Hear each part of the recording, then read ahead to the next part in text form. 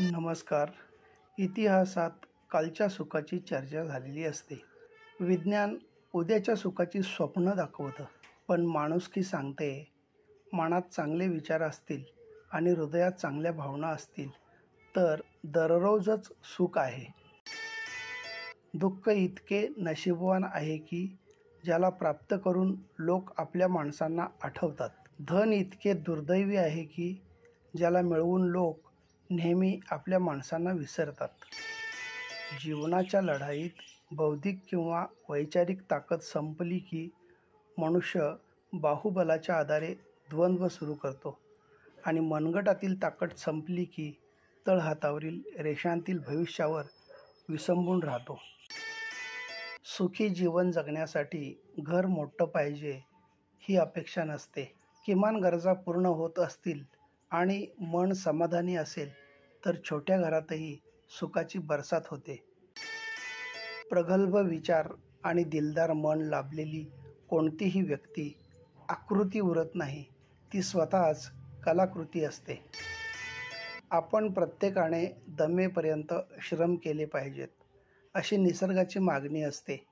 या श्रमाच्या बदल्यात निसर्ग आपल्याला गाढ झोपेची देणगी देतो आणि झोपेमुळे आपण ताजेतवाने होतो. श्रम केल्यामुळेच आपल्याला कडकडून भूक लागते. या भुकेचे सुख आळशी माणसाला कधीच अनुभवता येत नाही. जी माणसे आपल्या हाताने श्रम करतात त्यांच्यासाठीच निसर्गाने आपले वरदान राखून ठेवलेले असते. अनेकदा श्रमाच्या कामाचा मोबदला फार अल्प मिळतो व ते कंटाळवाणेही असते. म्हणूनच त्याची भरपाई निसर्ग गाढ निद्रा आणि भूक याद्वारे करीत असतो. थांबला तो संपला, कायदा पाळा गतीचा हा निसर्गाचा नियम आहे. सायकलची गती थांबली की ती खालीच पडते. सततचा उद्योग व श्रम यामुळे माणसाचे आयुष्य मध्येच पडून नष्ट होत नाही. अहंकार और आत्मविश्वास यह एक ही परिवार के दो सदस्य है, लेकिन इन दोनों में कितना अंतर है. आत्मविश्वास कहता है मैं अच्छा हूँ, लेकिन अहंकार कहता है सिर्फ मैं ही अच्छा हूँ. आत्मविश्वास कहता है मैं हार नहीं सकता. अहंकार कहता है मुझे कोई हरा नहीं सकता. आत्मविश्वास कहता है मैं हर मुकाबले के लिए तैयार हूँ. अहंकार कहता है मेरा कोई मुकाबला ही नहीं कर सकता. फर्क केवल इतना है कि आत्मविश्वास की गूंज सफलता तक जाती है और अहंकार की गूंज विनाश तक. या जगात निर्मिकानं तयार केलेली प्रत्येक गोष्ट सुंदरच आहे. फक्त तिचं सौंदर्य आपल्या विचारांवर आणि दृष्टिकोनावर अवलंबून असतं. सतत घेतलेली माघार आणि प्रत्येक वेळी दाखवलेला चांगुलपणा नेहमी आपलाच घात करतो. पिकं येतात ती पावसामुळं, पुरामुळं नव्हे. जो कोणत्याही परिस्थितीत ठामपणे एकटं उभं राहण्याची हिंमत ठेवतो त्यालाच समाज किंमत देतो. मन स्थिर असेल तर विचार भरकटत नाहीत आणि स्थिर विचार असेल तर यशाचा मार्ग चुकत नाही.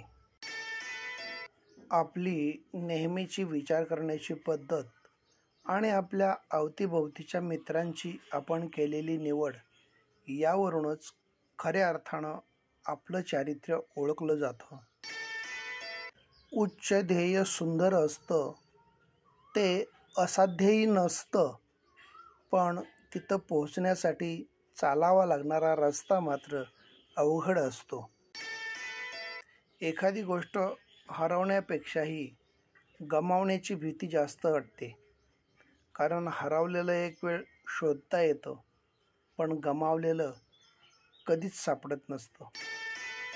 जीवन म्हणजे झोपाळा आहे. तो जेवढा मागे जातो तेवढा तितक्याच प्रमाणात पुढे येत असतो. त्यामुळं जीवनात घाबरू नये. दुःख जेवढी येतात तेवढीच सुखही येणार असतात. नकारात्मकतेचा थोडासा अंधार देखील सकारात्मकतेच्या ऊर्जेचा प्रकाश थांबवतो. सूर्य खूप मोठा, प्रखर, तेजोमय आणि ऊर्जामय आहे. मात्र एक छोटासा ढग देखील त्याचा आपल्यापर्यंतचा पोहोचणारा प्रकाश रोखून धरू शकतो. त्यासाठीच आपल्याला नकारात्मक विचारांपासून सदैव दूर राहणं गरजेचं असतं. आपल्या मनातील सकारात्मक विचारच आपली शांतता, आपलं सुख आणि आपल्या आनंदाशी जोडलेले आहेत. मात्र केवळ सकारात्मक विचार करून चालणार नाही, तर त्याला सकारात्मक कृतीची आवश्यकता आहे. यातूनच नकारात्मकता दूर ठेवणे सोपे होईल.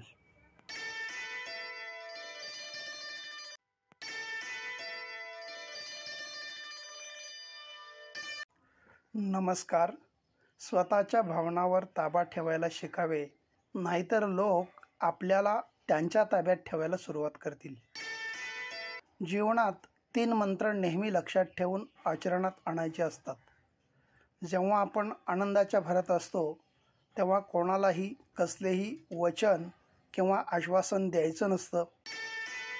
आनंदातिरेकाच्या क्षणात जे आपल्याला पाळता येऊ शकणार नाही, असे काहीतरी आश्वासन दिले जाण्याची शक्यता जास्त असते. जेव्हा आपण रागात असतो, तेव्हा शक्यतो उत्तर देण्याचं टाळून शांत राहणंच हितकारक ठरतं. रागाच्या भरात नको ते प्रत्युत्तर दिले जाण्याची शक्यता जास्त असते.